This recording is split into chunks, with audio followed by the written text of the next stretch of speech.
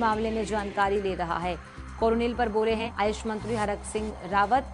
पतंजलि को immunity booster की दवा के लिए मंजूरी दी गई थी और आयुष विभाग पतंजलि से जानकारी भी ले रहा है।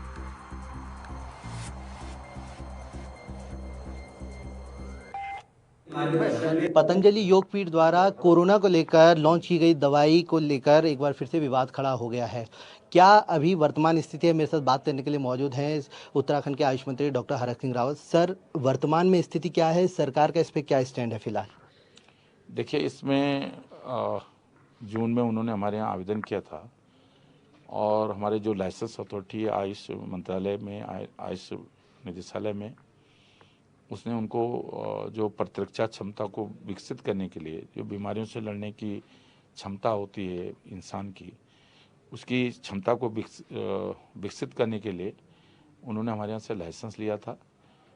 अब उन्होंने इसका क्लिनिकल ट्रायल कहाँ किया है या उन्होंने कहीं कोई किसी दूसरे प्रदेश से कोई दूसरा लाइसेंस लिया है, इस बारे में मैं नहीं बता सकता हूँ। लेकिन हमारे यहाँ से उन्होंने केवल जिससे बूस्टर के लिए, मतलब इम्यूनिटी बूस्टर के लिए ही आवेदन किया था, उसी का लाइसेंस हमने उनको दिया था। सर, आप कह रहे हैं कि इम्यून बूस्टर जो है या प्रतिरोधक क्षमता बढ़ाने के लिए पहले ये कहा गया था। आपके जो ड्रग इंस्पेक्टर हैं, जो अधिकारी हैं, उनकी तरफ से जवाब भी मांगा गया है उनसे। अभी क्या उन्होंने जवाब दिया है? क्या उसमें लिखा है? और फिर आगे अगर आप इसमें जांच होती है या किसी तरीके का जो बीच का रास्ता निकलता है, उसमें क्या आगे बनेगी? देखिए, जो हमारे यहाँ से जिस चीज़ का लाइसेंस लिया था, उसका उन्होंने किसी दूसरे प्रदेश में क्लिनिकल ट्रायल किया हो और उसके लिए उन्होंने वहाँ से लाइसेंस लिया हो या परमिशन ली हो, तो मैं इस संबंध में तो मैं नहीं कह सकता।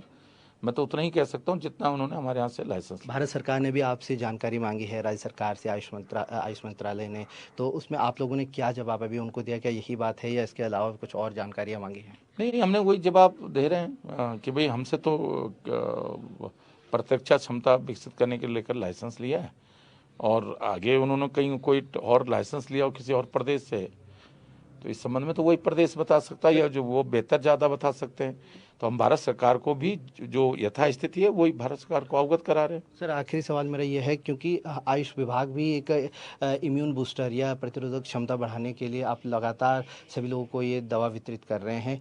इंग्रेडिएंट्स की बात करें, जो उसमें तत्व हैं, क्या अलग अलग है या वो एक ही चीज़ है जो उन्होंने पहले लाइसेंस अप्लाई किया था? नहीं, देखिए, लाइसेंस में जो हम स्कूल से बना रहे हैं, हम भी प्रतिरक्षा क्षमता को विकसित करने के लिए हमने जो आयुर्वेदिक औषधि के रूप में, किट के रूप में हम पूरे प्रदेश में जो फ्रंट लाइन पे जो लोग लड़ाई लड़ रहे हैं कोरोना से, उनको वितरण कर रहे हैं, निःशुल्क वितरण कर रहे हैं। वही जो हम वितरण कर रहे हैं वही लाइसेंस उन्होंने भी हमसे लिया था। अब उन्होंने कोई और लाइसेंस लिया हो, मैं नहीं कह सकता इस समय। तो प्रदेश के आयुष मंत्री डॉक्टर हरक सिंह रावत ने, उनका ये कहना है कि दिव्य फार्मेसी यानी कि पतंजलि योगपीठ ने जो लाइसेंस लिया है वो प्रतिरोधक क्षमता बढ़ाने के लिए लिया है।